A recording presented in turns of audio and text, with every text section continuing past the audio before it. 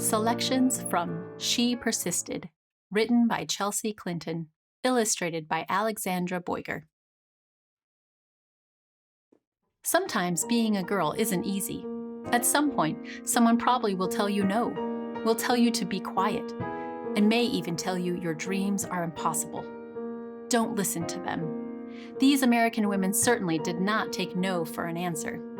They persisted. After her family fled poverty and the threat of violence in Ukraine for a new home in New York City, Clara Lemlick got a job working at a garment factory.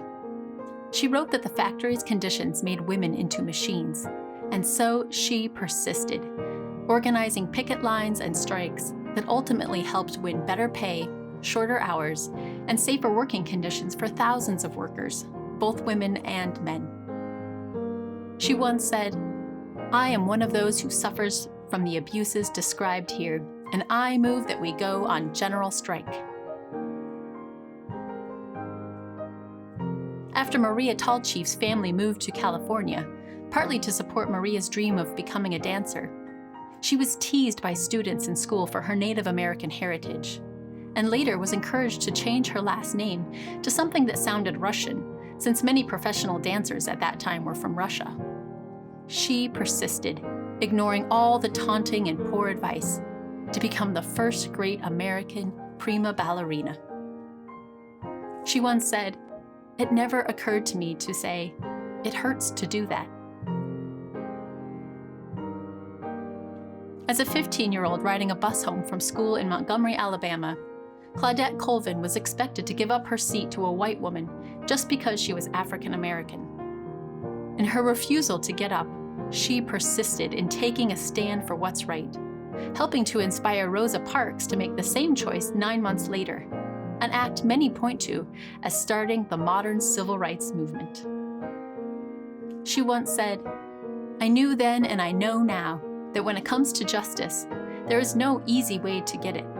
You can't sugarcoat it. You have to take a stand and say, this is not right." Sally Ride always believed women could succeed in any math or science career. Although not everyone agreed, she persisted, and she became the first American woman in space. But that wasn't enough for Sally. She traveled into space once more and then created science and engineering programs, specifically for girls so she could help generations of young women achieve their dreams too, both on Earth and in outer space.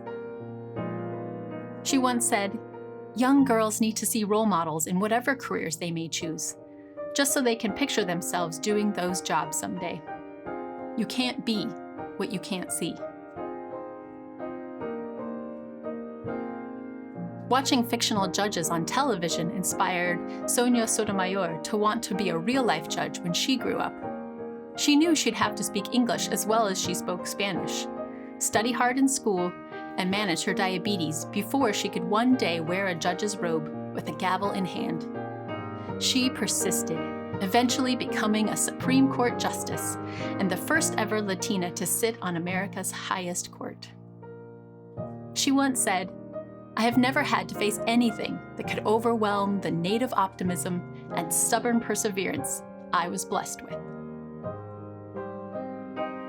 So, if anyone ever tells you no, if anyone ever says your voice isn't important or your dreams are too big, remember these women and more. They persisted, and so should you. The end.